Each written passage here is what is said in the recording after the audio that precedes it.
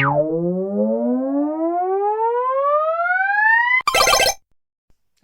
and welcome back to another episode. So, this week, I figured we'd take a look at all of the limited run games that I have in my collection. Bearing in mind this isn't just limited run, it's also some stuff from Devolver Digital via their strictly limited print. I want to say Forever Limited as well. I think I've bought something from them in the past. A couple of PlayAsia items that you don't see around too much. And from Super Rare Games, because I'm a huge fan of Super Rare Games. I absolutely love their stuff. If you want to sponsor me, Super Rare Games, I would not be complaining. But I'm just going to call this the limited run video, because that's basically what it is. But as a result, we're going to start with the PS4 stuff. Not a whole load. Some of these games I've bought either later down the line, or I've bought them on release, like when the pre-orders go up, or I've just decided, I'm going to buy it anyway. So some games I've gotten rid of. So for example, I got rid of Ruby Grim Eclipse because it was just fucking terrible. I got the limited edition, I got the limited run version of Atari Mania, that was also terrible, so I got rid of that. And I got Soul Crester from them, which was terrible, so I got rid of that. And I got Postal, which I got rid of because I want the Dreamcast version from Wave Games. Go buy Wave Games stuff. They're very good. Big fan of those guys. Okay, so, from the beginning. I'm a big fan of Eric Chahi. If you don't know who that is, if you've played Another World, which you should have done, it's on literally everything. It has been ported to quite literally every fucking console under the sun. It was my first Mega Drive game. I found it in a charity shop for £3. And then he kind of shows up maybe once a decade, makes a really fucking weird-ass game, and then disappears again. And you know what? I had to get Paper Beast. Now, I don't own a PSVR, which is probably excruciatingly damning, because this is literally just a PSVR game.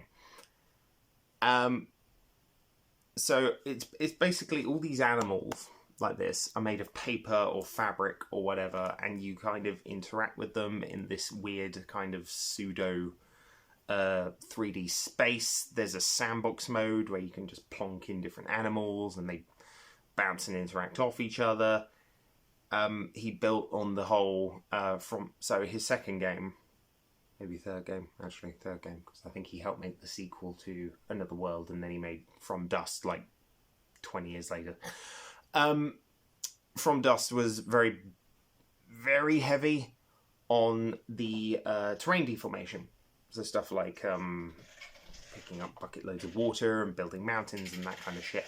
And Paper Beast builds on that. So when I get a PSVR, whenever that may be, this will actually, to be fair, this is the only game on PSVR I've actually kept.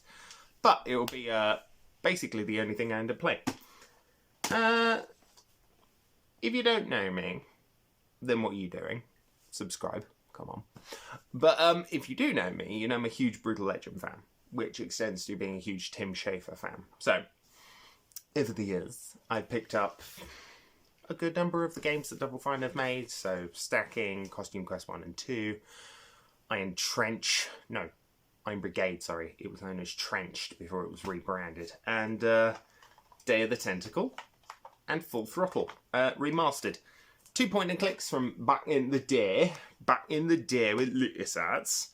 Yes, these were LucasArts developed games by Tim Schafer and others, who then went on to found Double Fine, which big fan. Double Fine, if you want to stop being an Xbox studio, I would not complain.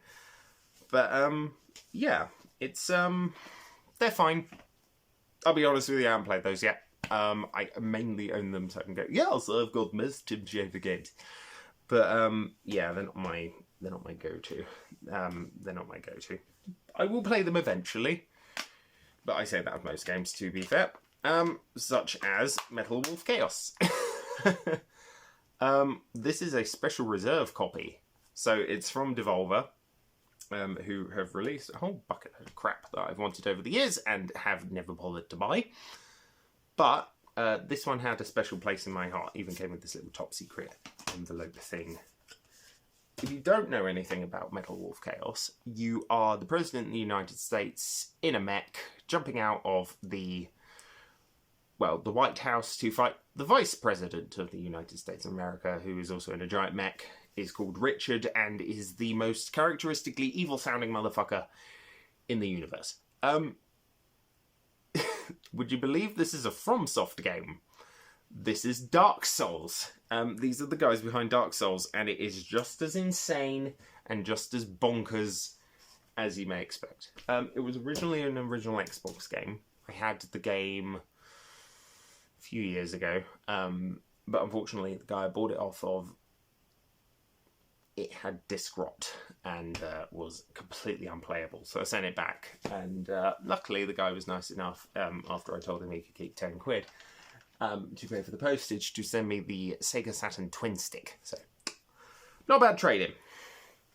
Yeah, I'll get around to playing that eventually. Moving on, this one's actually a limited run. I think the next few are, apart from you're not. Yeah, the next few are. These two are Atari games. We've got Combinera, which is the first game Atari has published in a fair number of years. That wasn't like a first party or like based off of one of their properties. It's fine. It's fine. It's not Atari Mania, so that's always good. But the one I was really excited for was it actually came out this year. I've been looking for this game for a long time. Pong Quest. It's a fucking RPG where you play as pong paddles. How could I not? I mean, come on, look at it. It looks hilarious. You know, it plays alright as well, to be fair. It does play okay. I'm still very bad at it, but not in I'm annoyed about how cheap and bullshit this is, like Atari Mania. But yeah, that's the Atari games. They're fine. They're good. They're good, solid ones. I kind of wanted to get them on there, because I picked up Tempest 4000 back in the day, because as I mentioned, I believe last week, during the 3DO video, I really liked Tempest 2000 on the Atari Jaguar before I sold it. But that's not the last of my PS4 games. We're in the last 3 on those guys. It's mostly Switch that I buy from Limited Run. I just find their Switch games are better, and that console is better. Rumbo! Rumbo First Blood. I believe this is a prequel to a game coming out. The name of it escapes me. But you're basically playing as a sentient Roomba that kills intruders when they get into your house. Which is as batshit insane as it sounds. I believe they've put it in the manual. And then you clean up the blood, as you are a Roomba. Yeah, Justice Sucks Recharged. That's the one. That's the next game. I don't know when that's out. It might be out now. It might not be. I don't tend to play games that aren't physical anymore, unless they're games I really, really want, which will then hopefully become physical. That would be nice. Stanley Parable. Come on. And hopefully next week I'll be talking to you about Turok, because I'm really hoping that Limited Run will be announcing, hey, we're doing Turok 3, seeing as we did the other 2 Turok games. So, last 2. These have a soft place in my heart. I have a soft spot for these 2. Dear Esther, I'm a big walking sim guy. I like walking sims. I shouldn't, because they're fundamentally boring. They are literally the epitome of, is it actually a game? But my response to that is always, if a man watching another guy walk across a room can be considered a play, then walking in a straight line while listening to a pretty solid story can be a video game. Yeah, I think this was the first PS4 limited run I got, limited version I got, strictly because I just really, really fucking loved it, Esther. There's one other game played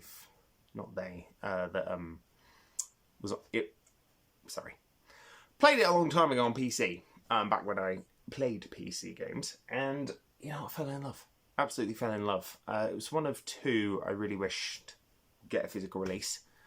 The other one was Everyone's Gone to the Rapture, which was also made by the original developers, who I believe were called the Chinese Room. They're now working on the new... Weirdly enough, they're now working on the new Vampire the Masquerade Bloodlines, which is very weird to say, because they've just made like really artsy-fartsy experimental games over the last 10 years of their existence. And you know what? More power to them. Good luck, guys. Hope it goes well. What Remains of Edith Finch? This isn't a limited run game. This was £200. Which is a lot of fucking money, and I'm still paying it off on PayPal credit. I'm kidding, of course I bought it in one go. But this was released by IM8-bit a long time ago, and this was actually one of the first games I played on the PS4 when I got it back in 2017. I got the PS4, and yeah, What Remains of Edith Finch is a fucking miserable, depressing game that's just extraordinarily sad because it's about a family being wiped out by circumstance. And and you play as each of them as they die, which is great. That's great. That's not tragic or sad or horrifying in any way, but it's powerful. And it hits you with a baseball bat of maybe stories propagate misery, but they're kind of essential to who we are. But it's maybe coming to terms with that fact that makes us human. Yeah, not a bad game. Pretty solid. A lot of fun. Another IM8-bit game that is also a walking simulator. Gone Home. I watched Yogscast Zoe play this about 10 years ago. And I went, hey, I wouldn't mind playing that in 10 years on a console.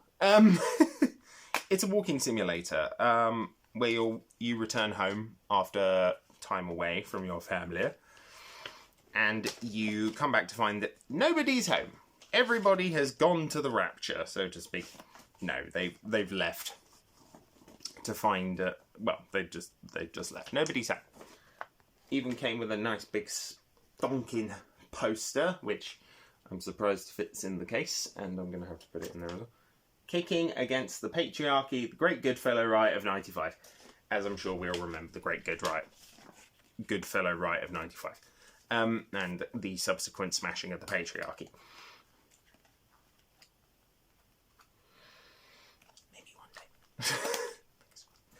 But yeah, really solid game. I'm not going to spoil what it's about, but yeah, it's just genuinely very pretty. It's just genuinely very well told. Its atmosphere is something else. Unlike Dear Esther, where there's not really any threat, Gone Home, there's an eeriness to it. It's almost uncanny because it's a completely empty house. Completely empty. Maybe completely empty house, and it's a very solid experience. If you're going to play a walking simulator, play that one. Largely because What Remains of Edith Finch is very sad, and Dear Esther is also very sad. Gone Home somehow isn't, which is great. But moving on, I said earlier about the Tim Schafer games. This is also another IM8-bit one. We're kind of plowing through the IM8-bit ones. Yeah. Grim Fandango Remastered. I'm quite a big fan of Grim Fandango. Not so much in playing it. Even with its little stupid little matchbook and its ticket for the train to get to heaven, or whatever the equivalent of it is in Grim Fandango. But I watched Sips play this, Yogscast Sips, about 10 years ago. And much like many games in my collection, I went, I wouldn't mind owning that on a console in 10 years. Very solid point-and-click game. Unfortunately, it is riddled with 90s point-and-click logic, which is, there is none. There is no logic to 90s point-and-click adventure games. If you've played Myst for any sort of time, you would know this. If you played any Tim Schafer game from that period, you would know this. And it's a shame, because I think in a lot of ways it actually gets in the way of me enjoying the game as much as I really wish I could. But what are you going to do? What are you going to do? What you're going to do is you're going to play to the moon. To the moon, though. To the moon. To the moon, though. Very, again, I don't know why so many of these games are really depressing, because it really is. You're helping a dying man fulfill his wish of going to the moon with his love. With the love of his life, called Heather. And it's quite sad. So, Heather in the game suffers from Asperger's syndrome, and there was a promise that the dying man made to her that she's unable to communicate because he forgot. So for his entire life, he's trying to figure out what the hell she was on about, and just couldn't. Even after her death, he couldn't figure it out. So it's about helping him figure out exactly what it was he promised and what the moon is involved with in that little scenario. But yeah, quite a depressing game. Unlike Cthulhu Saves Christmas. I bought this strictly because I really, really loved Cthulhu Saves the World, which is one of those games I would probably stab someone to death to have a physical release for. And by stab someone to death, I mean strictly in a video game sense, a la Dishonored. Unfortunately, this isn't a direct sequel to that game, which I love so much. It is quite literally just a side story, and I would argue not as good as its original. It's fine. Its combat is... I wouldn't even say combat's better, because it isn't. There's no open world. There's just very limited dungeons you can go into. It's a very short game, from what I'm given to understand. It's a fun game, but I wouldn't say it's a good game, necessarily. But moving on. Aka. I know this has come out. I know this has come out from other things. I know this isn't just a limited run game, which, trust me, pissed me off when I found out about it earlier this year, when they were like, oh yes, we're just doing a version of Akira. I nearly had that same fucking experience with Neon White earlier this year, and then did the same thing with Bomb Rush Cyberpunk when it arrives in December. Fingers crossed. But I quite like Jeff Minter. Jeff Minter is the guy behind Tempest 4000. See, that rant went somewhere.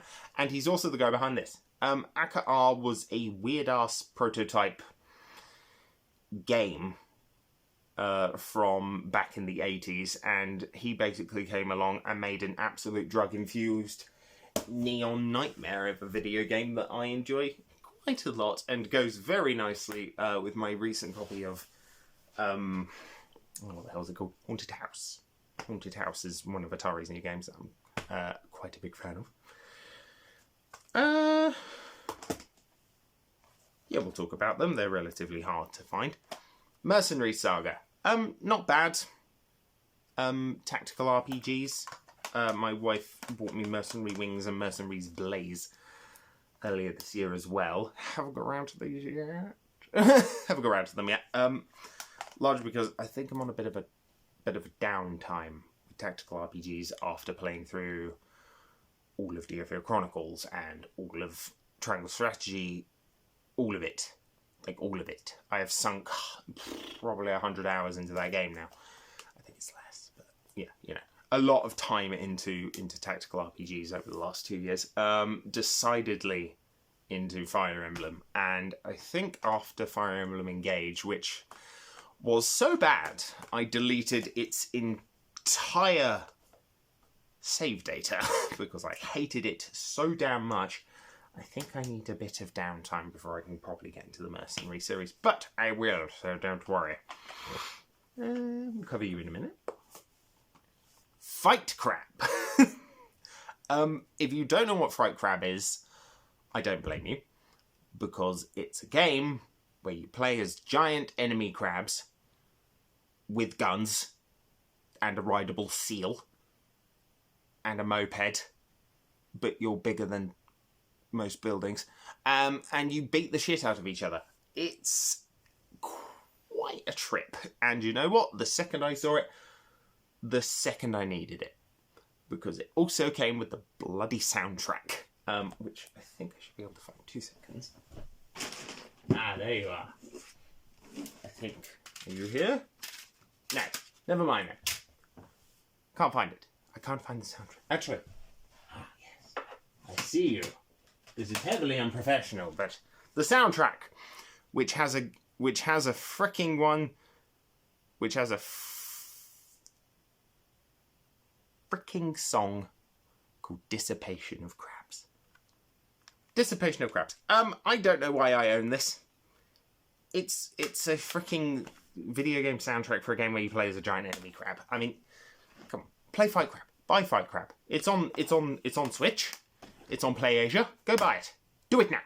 Do it. There are a couple of other games on PlayAsia I'm planning to get over the next few months, but fingers crossed. Need a job. Need a job first. Well, I have a job. Need a better job than buy more video games. Moving on. I have a big old fat stack of first-person shooters from Limited Run, but I will get to that. We'll start with A Short Hike from Super Rare Games, not necessarily developed by Super Rare Games. Bloody good question as to who the hell made it, actually. Who made that? Yeah, it doesn't say, and that's a sad thing. That's a sad thing, because this game's pretty solid. It's chill as balls. I'm not a big cozy game kind of person. Maybe I should be, because it would help chill out. But it would really help the chill out. Because it's a game just about taking a short hike as a little bird lady. And, yeah. It's chill. Just do what you like. Flap around.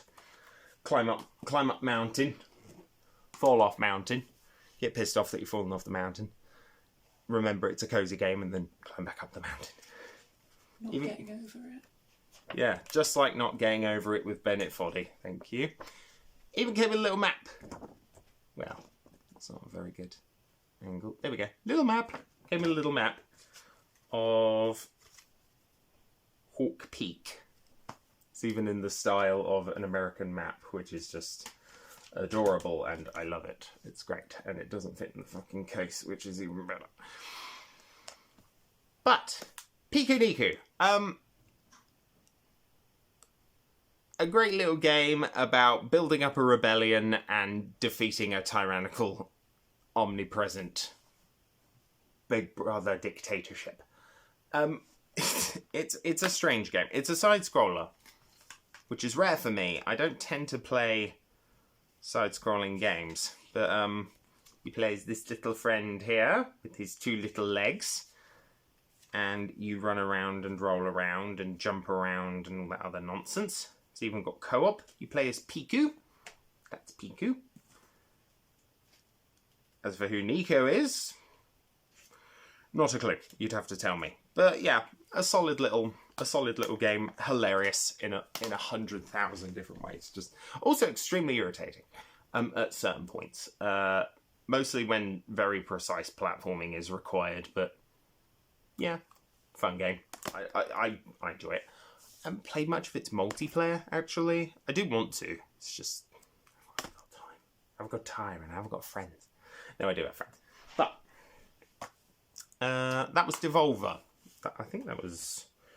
Nope, I have one other Devolver game that I will get to in a minute. Then we're in the home stretch of all the... Well, we'll get through the Super Rare games and then we'll get onto the final massive ass batch of limited one. Inscription, another game I wanted for a fucking long time, and then I was like, oh, they'll do a physical release down the line, and then lo and bloody behold they did, and it took 6 months to get here. Which is fine. But, yeah. If you haven't played Inscription yet, what are you doing? My wife and I even made the game. We printed out a whole bunch of cards that we found the images of online. We printed all of them off, stuck them in these somewhat expensive card holders. Now I think about it, and occasionally we go in and play it using home rules. My wife stole this for a very long time, mostly so she could play Casey's mod, which is kind of a roguelike roguelike bit once you're done with the main game. I need to go back in and play Casey's mod, because it's actually been a hot damn minute since I played Inscription. Currently in the running for Game of the Year, but currently being beaten out by Totally Accurate Battle Simulator. Yeah. This is a game I've wanted since it first released in 2016. They finally released a physical release. They finally did a physical release of it 9 years later.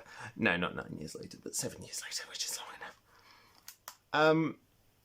Yeah, someone bought me this for my birthday this year, and I had to sit there for an entire month waiting for it to arrive.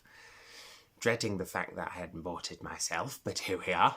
So to compensate, I bought some of the fucking cards that you can get from Super Rare Games, because why not? And 2 of them are duplicates, which is, you know, honestly one of the most fun I've had. Some of the most fun I've had with a game in a very long time. I think we all go through periods of that where it's like, you know, I just need a game that's stupid. I need a game where you play as a giant crab, or I need a game where you can summon an elephant and make him fight Da Vinci. Just, yeah, we all need a stupid game like that, and Tabs has been a godsend this year. In comparison, Superliminal.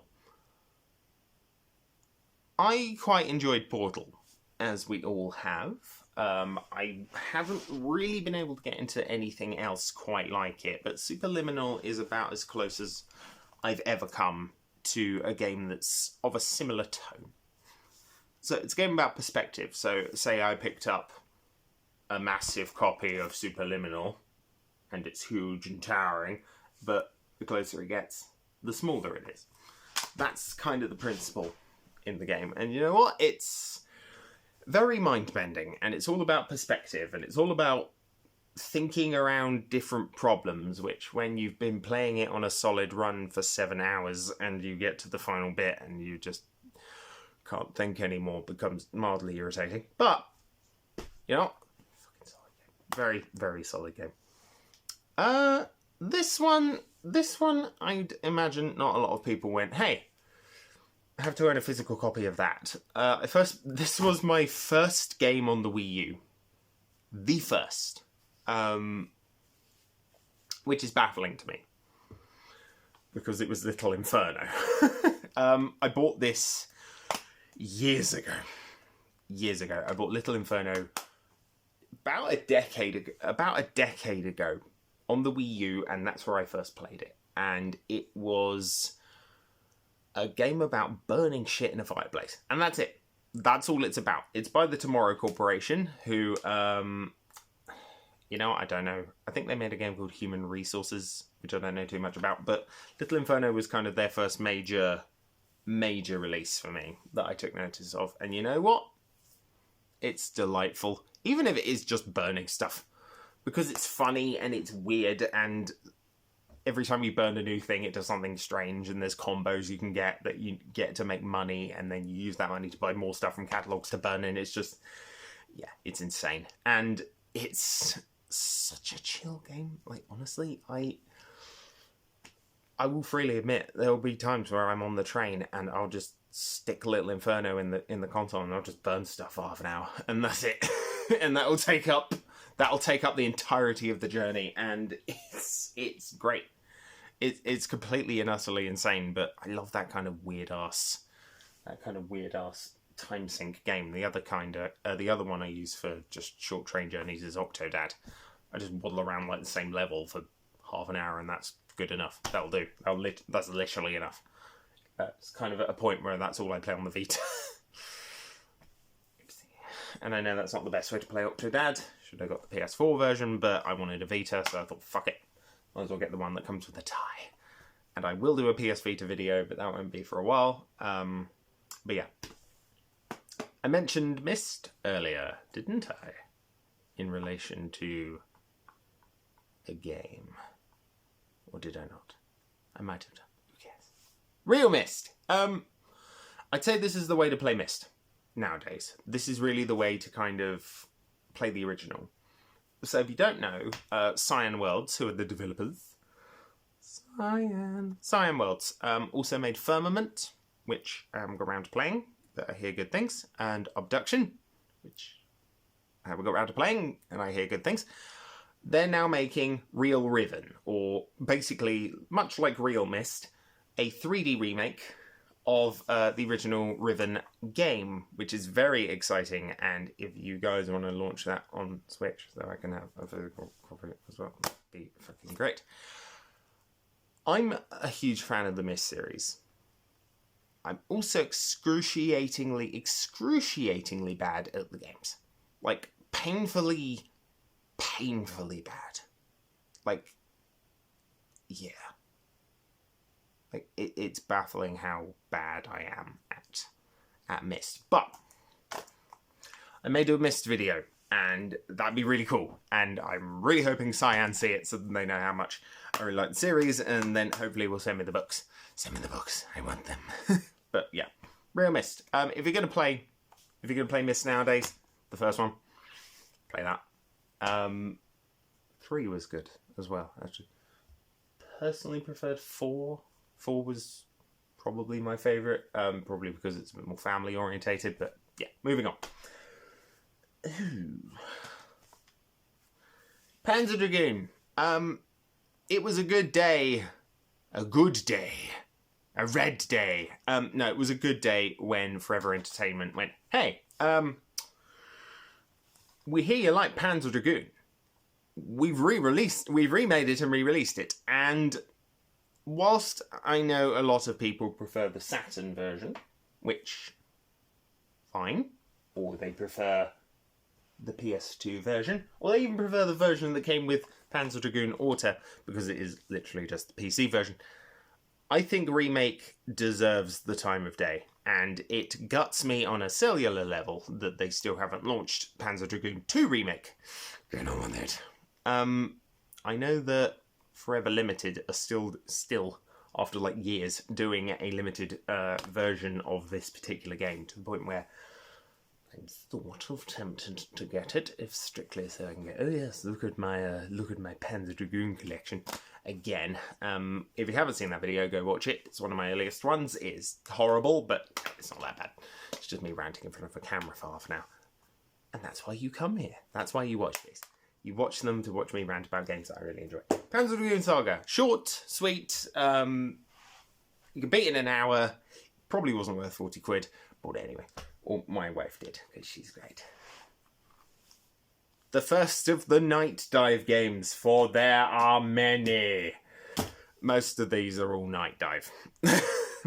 Night Dive are a wonderful, fantastic new developer / re-releaser of crap on the block. And if they could re-release Forsaken on a console, I'll actually play it. Isn't hot steaming garbage Xbox One. That would be great. But Shadow Man Remastered. I had this game back on the Dreamcast. Can I plug it out easily? No, I can't. I don't care. It's fine. I don't think this adds anything particularly... Oh, no, it does. This is kind of the definitive way to play Shadow Man now. Cut content. Still as obtuse as hell. Like the original. Obtuse as hell. Completely obtuse. Completely and utterly obtuse. Borderline impossible to play. But still a lot of fun. Yeah, it's okay. I need to put more time into it. It's kind of one of those games, isn't it? It just you go, oh yeah, I'm really excited to play. Really excited to play Shadow Man. Very excited, can't wait for that. And you never play it again beyond its initial release. Unlike Doom 64. Yeah, Doom 64. Because Night Dive. Yeah, this is Night Dive again. And they just went, we could port that, like we're porting most games from the Nintendo 64 onto the Switch and other systems. But the Switch is the important one. Yeah, and we're going to do it really well, and we're going to add new shit. Which is kind of what I love about Night Dive. They take these absolutely batshit insane games and re-release them in ways that are just delightful and fantastic, and I could not be more happy with. Yeah, I mean, we'll get into the final two, are probably the most important ones for the limited run collection, but this one isn't limited run. It's Dusk by New Blood. New Blood are making magic. I just wish they'd release it more often on the Switch. That'd be great. Or on other systems like PS5. Because I haven't got any PS5 limited stuff yet, because they haven't released anything interesting. That I can't get on Switch. Dusk, though. It's basically what would happen if you took... Was it called Blood? It was probably called Blood. Can't remember. That's a good sign. Blood. Is that right? Blood. Yeah, Blood. Yeah, I watched Civi 11 play this the other day. Yeah, Blood. Yeah. It's basically Blood, but better. And now I've said Blood too many times, I'm going to move on from Dusk. Play Dusk. It's very good. Now, I mentioned earlier that next week we'll be talking about Turok, because we're going to be talking about Turok. I'm a big Turok fan.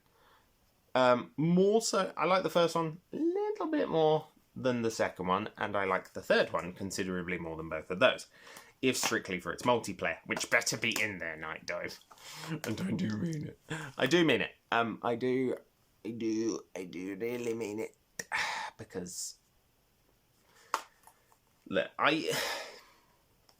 it kind of gutted me that this didn't have its multiplayer on launch. It does now, because they made a patch for it, but yeah, if the new one doesn't have multiplayer, like split screen with bots like the original, I think I'm going to be kind of gutted, because that's really what I want it for. That's a big part of Turok 3. That and its short but sweetly cinematic multiplayer.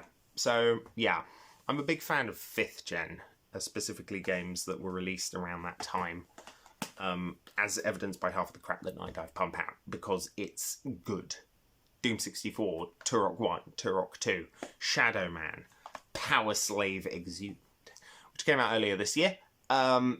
It's a port that just kind of takes the original Exhumed, or Power Slave, as it was known in America, throws in the PlayStation 1 version, smushes them together, and creates an absolutely fantastic game. Like, one of the best shooters I've ever played of this era. It's kind of like a Metroidvania as well, which is very exciting, and very Egyptian. Excruciatingly Egyptian. I'm a big fan of games from kind of like the 90s that tried to do something a little bit different. Kind of tried to be something other than just say, oh, it's just a limited, just like a limited perspective shooter, like Doom. Let's be fair, Doom is the quintessential shooter because it's just a shooter. It doesn't do anything wildly innovative. It goes, hey, here's the formula, have fun, kids. And that's what we all ran with. Very similar to Quake. Now, I like Quake. I like Quake a lot. I will freely admit I bought Quake 2 from Limited Run this year, strictly because I have this version of Quake. This is very good. I'm a big fan of Quake 1, not so much Quake 2. I played it on... Originally played Quake 2 on probably the first HD port of its kind in Quake 4. On the...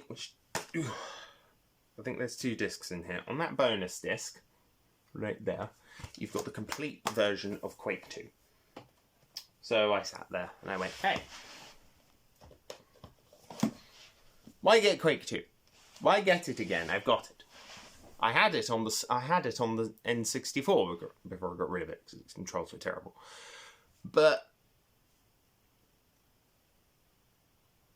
it's a Quake game, and finding a decent one of those is very, very, very hard to do nowadays. There's Quake Champions, which is great, from what I've heard, because it's PC only. And then there was Quake Live, which nobody talks about Quake Live because it's Quake Live. Then you had Quake Arena, Quake 3 Arena, like way back at the beginning of the 21st century. I mean, come on. And then we have all of this primed shit where it's like, oh yes, there's a new Doom, and we've got Wolfenstein Youngblood hinting at an kind of, you know, multiple reality cinematic universe kind of thing where we could have a crossover between Wolfenstein and Doom, and what would be the best way to do that? Oh, I know. Quake. But we haven't had that. get a move on. And I really wish Xbox hadn't bought out Bethesda. There's a running theme throughout these fucking videos, you know what it is. Strife was a game that did something different, though. It basically went, hey, let's be Deus Ex years before Deus Ex. Let's be an open world-ish first-person shooter with choices, sort of. Stealth-ish gameplay, sort of. And an in-depth story that's actually really compelling and really interesting. So, yeah, I mean, Strife is bloody fucking good, man. Get this fucking game. It's good. It's very good. Very good game. Right, we're in the final two. It's been 40 minutes. It's been, well, nearly 41. Nearly 41 minutes of me completely rambling on. These last two hold a very strong place in my heart, though. So, I'm always on the lookout for games from my past that I downloaded, played the shit out of, loved, and then finally get a physical release maybe 10 plus years down the line. Such as Scott Pilgrim vs. the World, the game. So this is based on probably my favourite movie. Favourite modern movie. Favourite like adult movie. I saw that fucking movie back in 2010, and then Netflix go, hey, we heard you like Scott Pilgrim with your Scott Pilgrim. Yes. We're launching an anime, which I will be watching all of on Netflix. Yeah, sod it. But the game. I never really had the chance to play this properly when I was younger. It was so long ago. Back in 2010. I did download it. I did go, hey, I need that for 800 Microsoft points. And you know what? I need Wallace for another 400 Microsoft points. Actually, I think it was 1200 Microsoft points back in day. But yeah, this has everything. This has all the DLC. It's got playable knives. It's got everything.